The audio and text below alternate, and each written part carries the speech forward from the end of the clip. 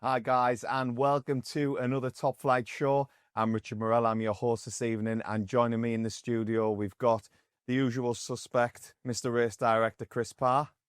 Good evening. But in even bigger news, he's back on the scene, the bad boy of British athletics. He's made a return. Ladies and gentlemen, Mr. Cameron Boyek's in the house. Yes.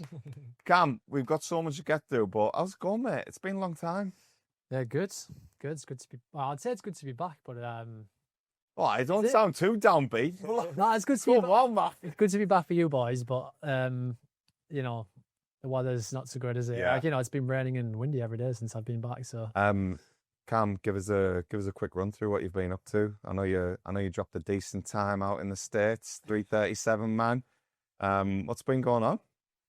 been out sort of briefly. I popped out to America, didn't I? Thought I'd, I was injured. I didn't have much of a winter, so I was like, do or die. Do I just crack the season, like do it off, she'd say, polite way of putting it, or do I just quit my job or leave my job temporarily and then just go out to America for a few months and did that. Yeah, and planned on going out there for 5 weeks and ended up rebooking my flights, staying out there for a while, and racing out there, and somehow the Albuquerque magic did its trick, didn't it? How long were you out there for in total?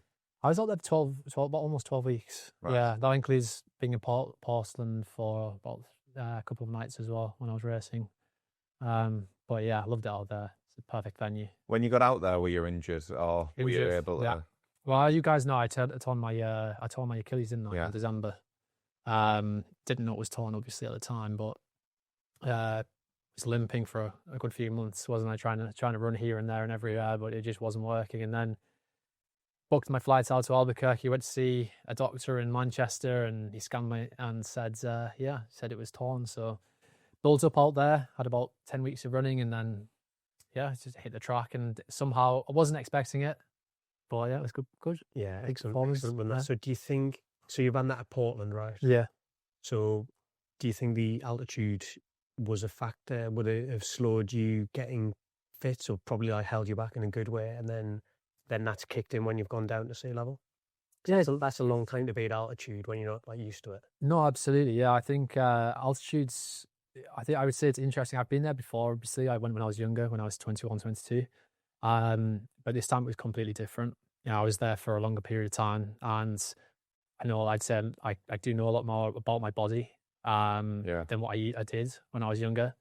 And I've also got a good coach as well. Alan Story looks after me, and obviously under his wing and guidance, and I've got a great mentor in that. So yeah, I think, like I say, it was unexpected to run as well as what I have. I'm not breaking records, but it was a good start for where I did. I think it was a mint season opener. The 3:37 dropping a P.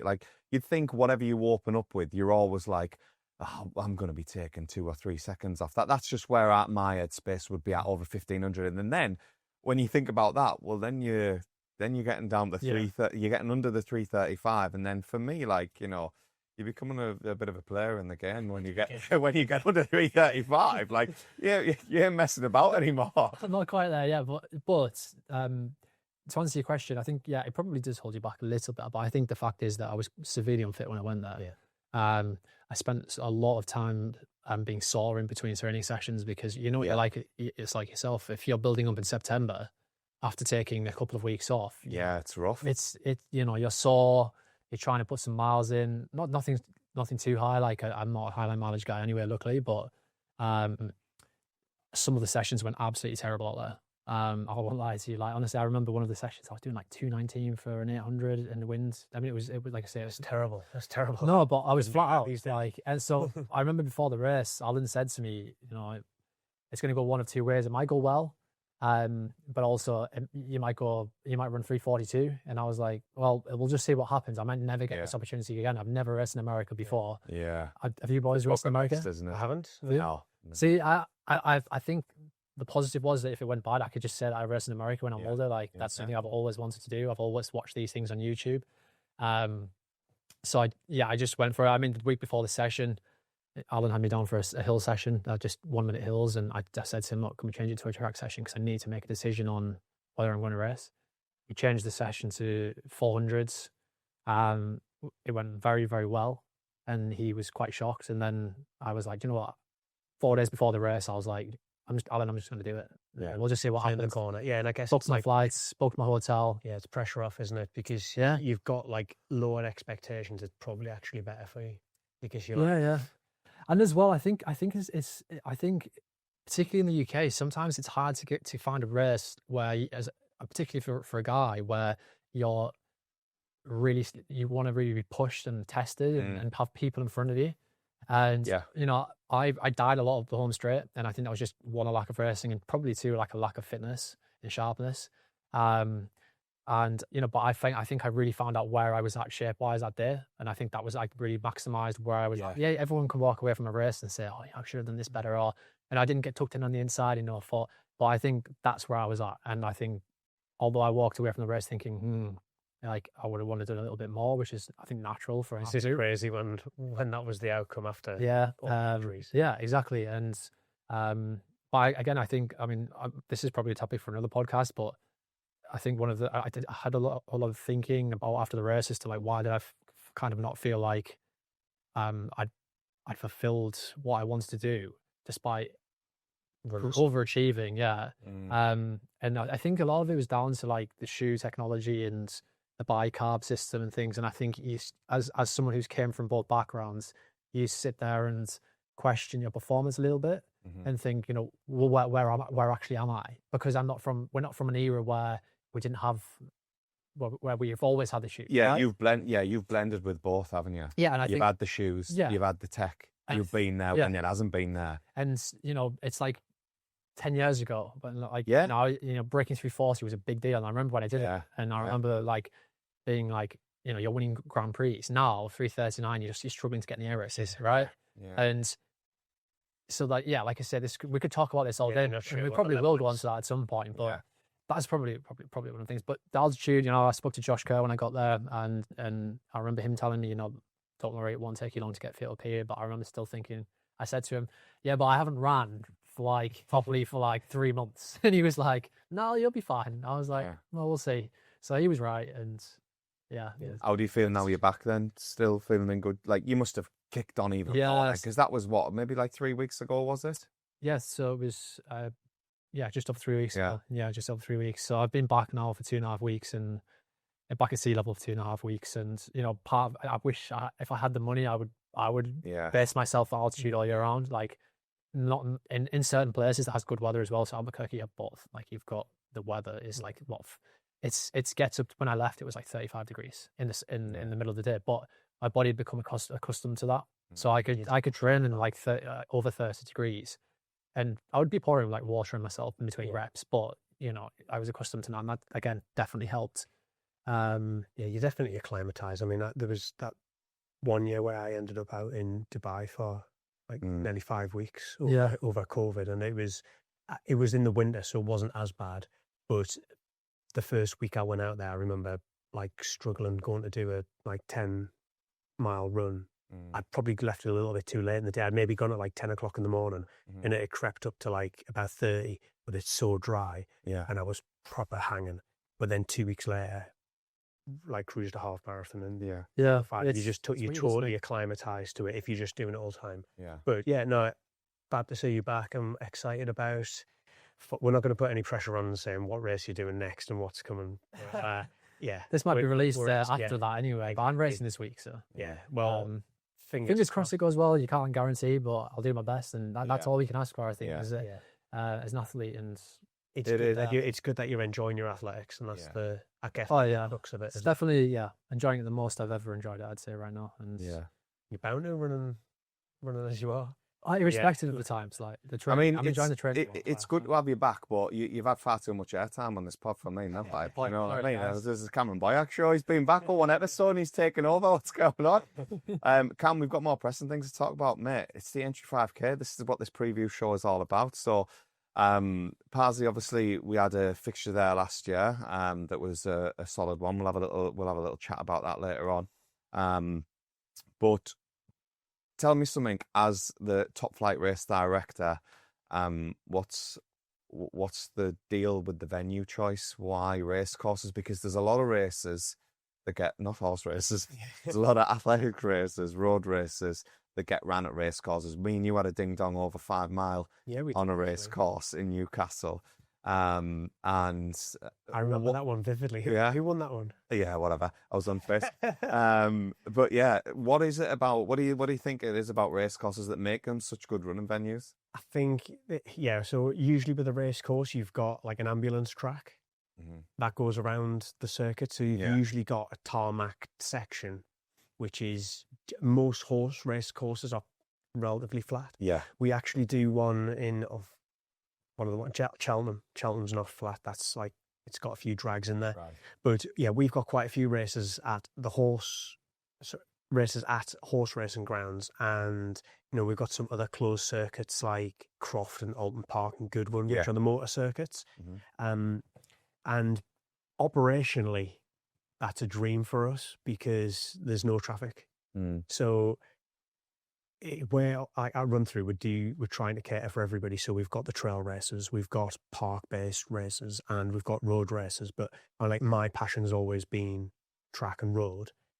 And with the road, you've got the traffic element. So it's a lot of work goes behind the scenes to work with stakeholders and businesses and hotels. Yeah. Even on the day, there's often quite a lot of firefighting because I never got the letter, I didn't get told. Like all that sort of stuff you have to deal with. You go to a horse race course, a massive venue that's Aintree's designed to take 100,000 people, or however many it takes for the Grand National. So capacity is not an issue. Parking therefore is not an issue. Yeah. No traffic issue. So for us it's a dream. Pressure off. Yeah, and they're usually they're not too big of a lap. So you do have to then do the races as lapped. Yeah. Some people like that. Some people are not as keen. I like it because even if you've got a boombox on the course or any course entertainment or friends and family coming to watch you, if they're on a lapped course, they get to see you multiple times. Yeah. Like we live on the route pretty much of the Great North Run, and it's class.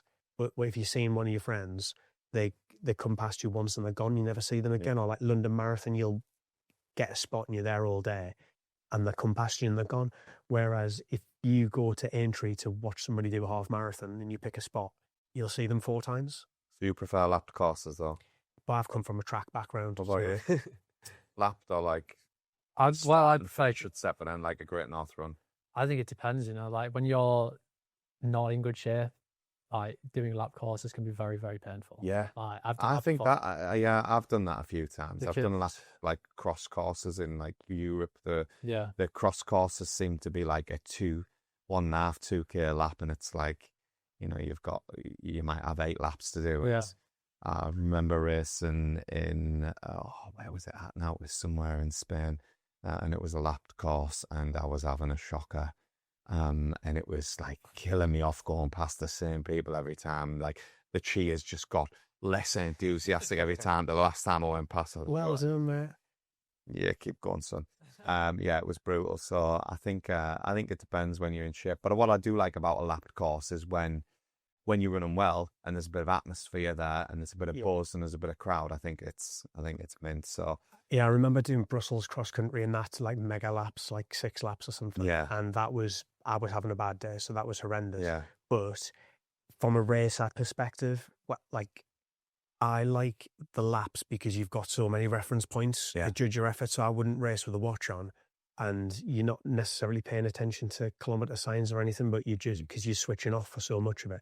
Yeah. So I like the familiarity, and then I can judge my effort. But yeah, I mean, like it's for all them reasons, really. You've got these like cool venues that are designed to take big events. So for us, it's like, they're relatively straightforward events to put on. Cool venues. Here's one for you. You can pick anywhere in the world for a top flight race. Where are you going? Oh, I was thinking you were just going to ask about a venue per se.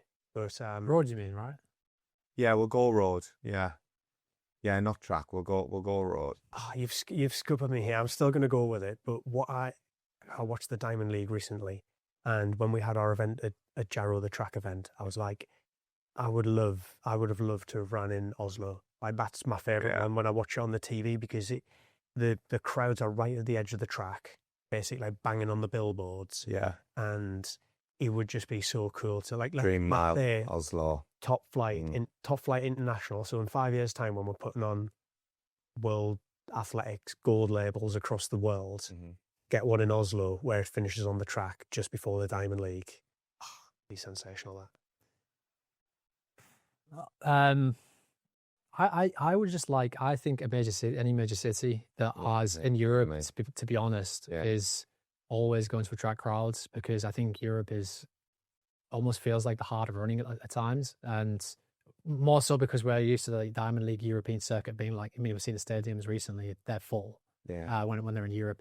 I just think somewhere like the centre of London, where it's like a small square, that we could have like 1K laps and a 5K. And I know Battersea Park is obviously there, but like, you know, like Bank Centre, like, so like where, like near Buckingham Palace area, or that would be cool. Something like that, where and then having it enclosed so that it's enough to block any of the wind, and having like a bit like the Podium Festival type sort of races. Yeah, I mean, we've been spoilt in the Northeast, haven't we, by having like the world's biggest half marathon on our doorstep. Yeah. So like, imagine if you didn't live in a city like Newcastle, and you were like, if you were another city that didn't have a massive event, and you were seeing these huge events on the TV, you'd be like, oh, imagine if that was in my home city, and they're like, closed it down, you finished on the high street. I think we should try and get one where we finish Newcastle. Newcastle. Yeah, Newcastle 5K back in the day, you know. Yeah. If you go on YouTube and you type Newcastle 5K in the 80s, you'll see Mick McLeod right around the city centre, winning that race. I like 1984. I would love to do that. I'd also it would be pretty cool to do a city centre one and actually finish like pitch side at Newcastle. So my niece and nephew there was a kids 5K, right? Like, or maybe it wasn't 5K, but it was a kids fun run. Charity one of the weekend, which finished pitch side in Newcastle. That would be awesome to do that. I know we have other ones where like Wolves 10K and like Kingston Park for Newcastle half marathon that we've got this weekend. So we've got quite a few where the finished pitch side at the stadium, Ewood Park at Blackburn. As a Geordie, obviously, it would be class to finish St James's Park. I just think like it's for me, quite often it's irrelevant where it is. Like it's all about the crowds, and it's all about the atmosphere. You need the crowds and the atmosphere. The Highgate night of 10Ks is one of the best events I've ever watched. Like hands down. Like, it's just because it's a different atmosphere. It's like if you go, for instance, I went to the Olympics in 2012. Like, and the atmosphere there was like nothing I've ever experienced before. Like, it was like it was just a buzz. You couldn't even hear anything, just because it was so loud. But in terms of the Parliament Hill, like the Highgate night of 10Ks. It's just a different atmosphere. Like, everyone's getting drunk, not everyone getting drunk, but everyone's, some people are, but like it's old faces, new faces. You've got food trucks there. It's jam packed, and it's that, but it's all enthusiasts who are there. Yeah. And I think that's like, if you look at like things like the Podium Festival, like I just mentioned before, like just that's just an example, but like, that type of environment. Got to have the atmosphere, got to have the crowds. And you've got to have the athletes there, but so like it has to be fast course. And I think those racetracks are perfect. Perfect for that. What's yours then? There's a few places I think you could get like really cool events on, and like Cam says, I think if you get the crowd there, then it's made.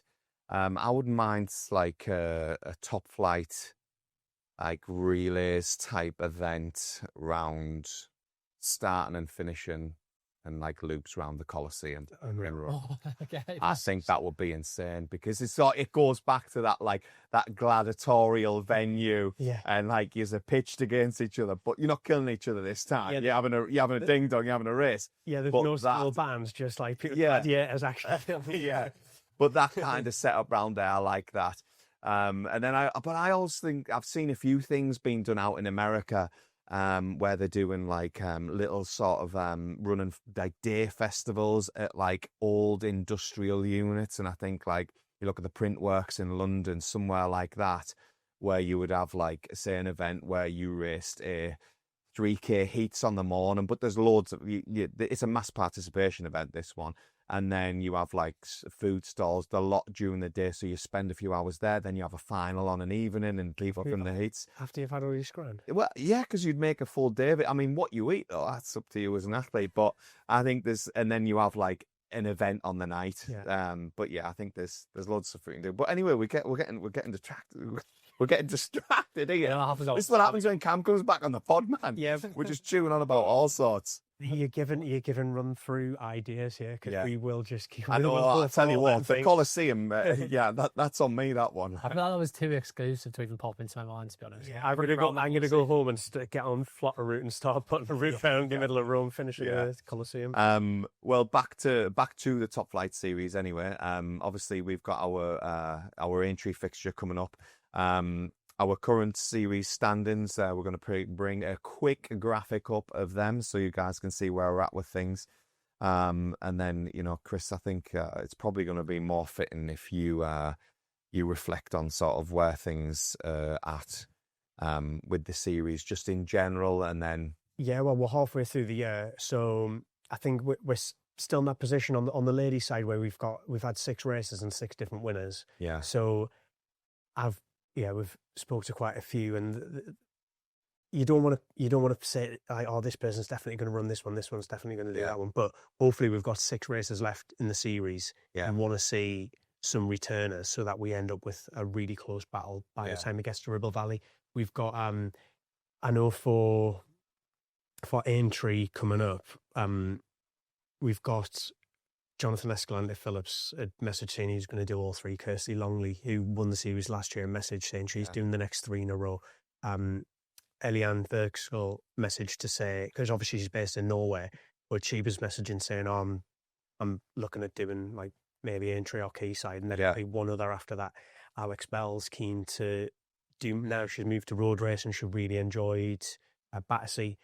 And hopefully we can sign Alex up as well. So I think the theme for Aintree in the next one is like starting to see people pick up points in the series, doing 2 and 3, and that's what we really want. Like these are all standalone events that each one of them just means a lot on the day. Yeah. But we want that buy-in to the whole series. We want to raise the profile of athletes. It's something that Alex Bell mentioned as well, like the amount of time and effort that our content team put into getting really good content for the athletes that they can then share. Yeah. Their sponsors are then happy. Yeah. So it's actually, this is really good for the athletes. It's opening them up to maybe getting more, like a better contract or more sponsors. Yeah. And a lot of people in athletics, as we know, it's a very much still an amateur sport. Yeah. People are doing it off their own bat. And a lot of them are doing it for nothing. So hopefully we're bringing something for the athletes, and that makes them want to come back and do more, and then that ball just keeps rolling. And they don't do it for nothing in a Top Flight, though, do they? We pay them. And I think last year we had some good wins from Omar Ahmed at Aintree. Exactly, we can bring the graphic of that Neil. Amy Eloise Neal. I mean, 15:30 round there from Amy Eloise Neal. That was a real strong run from her, and Omar Ahmed doing this thing 14:07. So we had, it's a quick course. You can see that it's a quick course by what Amy Eloise Neal done on the ladies' side of things. Exactly. So the mass race is a half marathon, 10K, 5K, and it's a big lap for the 5K and everything's lapped. But for the Top Flight one, it goes before the main race, and it's 2.5K loops. The flattest version that you possibly can. There's no sharp corners in, nothing at all. So it's as flat as you can get. So, I mean, you've got UK weather and wind, but if you don't have any wind, that's an absolute rapid course. Yeah. And the entries are rolling in. Yeah. We don't like going on about the entry list too much now early on, because we're recording we record these podcasts like sometimes quite far out, and then we get loads of entries in the last 2 weeks, especially when the social media ramps up and people are messaging going like, can I get in? The answer is always yes, but then means we want to be like accurate when we're talking about this. So it's going to be class. But I think we've got we have got the current lead entries or some. So we've mentioned Jonathan and Heather Townsend, who I think Heather picked up some money last year. She's certainly done quite a few of our races. There was a few entries coming from Leeds for Aintree. I've got a few messages in my Instagram DMs that I haven't filtered through yet to add into the start list. So, yeah. Heather's in good shape as well. That's 16:03 is a PB from this year. Yeah. So she's in good shape. Really recent. So, yeah, nice to see her down. And then we'd mentioned there Samuel Roberts as well, 14:13 out in Armagh. So he's ran well this year as well. A few in the 14:20s who haven't been added into the start list yet. But, yeah, there's quite a bit of interest, which is great. And as always, we've got our prize money, so we can put the prize money graphic up as well. And yeah, as always, it's £200 for the win. We've got course record bonuses. We've got bonus money if you run under a certain time. That triggers an additional bonus, and all this money stacks up.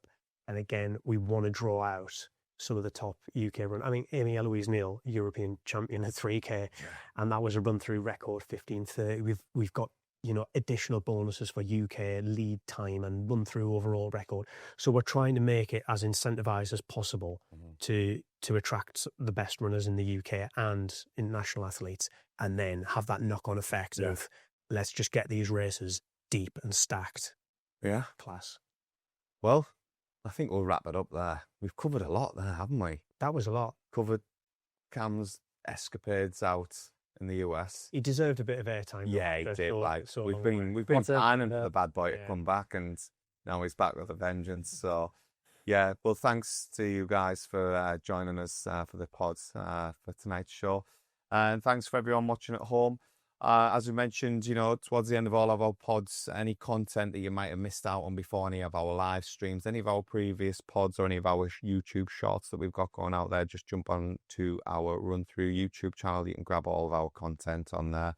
And if you enjoy it, give it a like, comment, and subscribe. But that's enough from me and the team tonight. So thanks, guys. It's been a pleasure as always, and thanks for tuning in.